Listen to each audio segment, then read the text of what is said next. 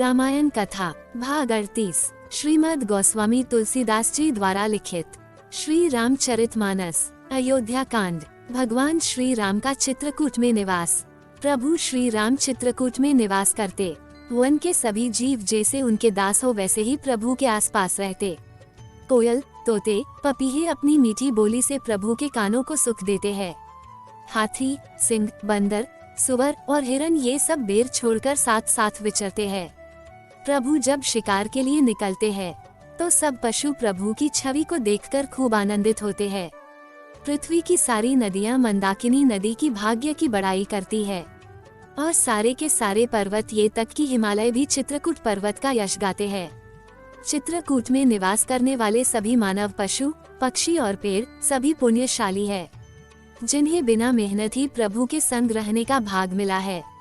लक्ष्मणी जी श्री सीताराम का प्रेम देखकर स्वप्न में भी अपने भाइयों और माता पिता को याद नहीं करते। श्री राम जी के साथ सीता जी अयोध्या और कुटुंब की याद भूलकर बहुत ही सुखी रहती है। स्वामी का प्रेम उनके प्रति नित्य बढ़ता हुआ देख सीता जी बहुत खुश है। सीता जी का मन श्री राम जी के चरणों में अनुरक्त है, इसलिए उन्हें ये वन भी हजारों अवधपुरी के समान लगता है। प्रियतम के साथ तो कुटीर भी प्यारी लगती है। मृग और पक्षी प्यारे कुटुंबियों के समान लगते हैं। मुनियों की स्त्रियां सास के समान लगती है। श्रेष्ठ ऋषि ससुर के समान लगते हैं और कंदमूल और फलों का आहार उनको अमृत के समान लगता है। जिस प्रकार लक्ष्मण जी और सीता जी को सुख मिले रघुनाथ वही करते हैं। भगवान प्राचीन कहानियां कहते और सीता जी और लक्ष्मण जी अत्यंत खुशी से सुनते। जब जब रघुनाथ जी अयोध्या को याद करते तब तब उनके नेत्रों में जल भर जाता। वह माता पिता, भाइयों और भरत के प्रेम को और स्वभाव को याद करते। कृपा के सिंधु प्रभु श्री राम जी दुखी हो जाते, परंतु कुछ समय जानकर धीरज धारण करते। श्री राम जी को दुखी देखकर सीता जी और लक्ष्मण जी व्याकुल हो जाते।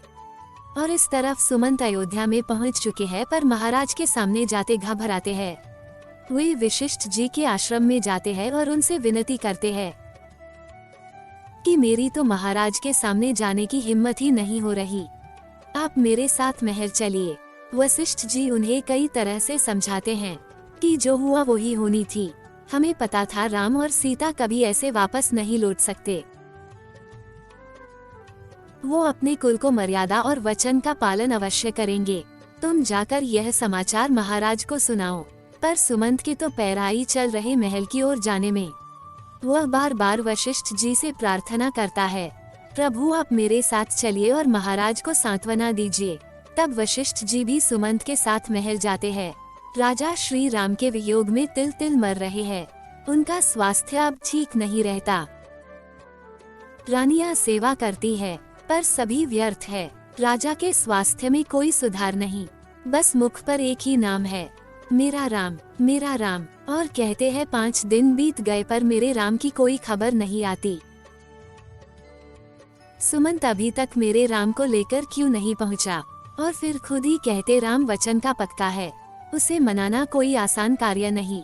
अभी उसे मनाता होगा। तभी एक दासी सुमंत के आने का संदेशा लेकर आती है और राजा को आस लगी मेरा राम आ गया।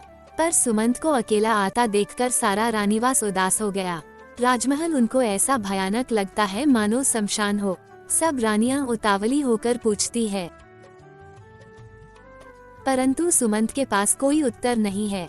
उनकी वाणी जैसे रुक गई है, ना कानों से सुनाई पड़ता है, ना नेत्रों से कुछ सूझता है। दासिया मंत्री को व्याकुल देखकर कौशल्या जी के महल ले गई। सुमंत ने जाकर देखा तो राजा ऐसे बैठे थे जैसे अमृत के बिना चंद्रमा हो। मंत्री ने जाकर प्रणाम किया तो राजा तुरंत उठकर बोले, बोलो सुमंत राम कहाँ है? मेरा राम कहाँ है? मेरे प्रिय सखा राम का समाचार कहो, तुम उन्हें लौटा लाए या फिर वो वन को चले गए? जल्दी कहो मित्र, विलंब न करो। पर सुमंत की आंख में से अश्रु निकल रहे हैं। राजा ने सुमंत का हाथ पकड़कर पूछा, बताओ मेरा राम कहाँ है? मेरा लक्ष्मण कैसा है? मेरी जानकी के बारे में कुछ बताओ, कुछ तो बोलो। मैंने राज्य देने का वचन देकर वनवास दे दिया और फिर भी वो हंसता हंसता चला गया। उसके माथे पर एक सिकस्त की रेखा भी न दिखी। ऐसे पुत्र से बिछड़ने पर भी मेरे प्राण अभी तक क्यों नहीं गए?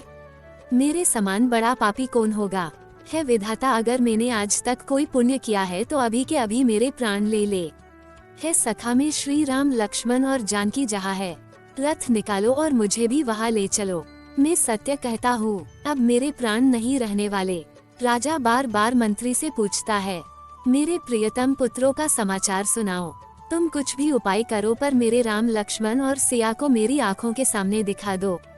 मंत्री धीरज धरकर कोमल वाणी से बोले, महाराज आप पंडित और ज्ञानी है, आप सुरवीर है, आपने सदा साधुओं की सेवा की है।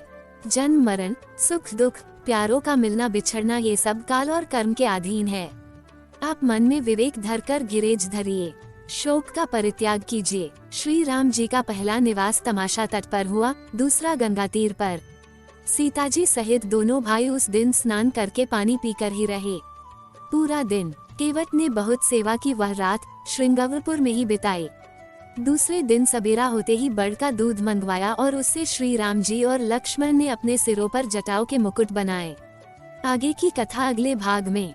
जय श्री राम।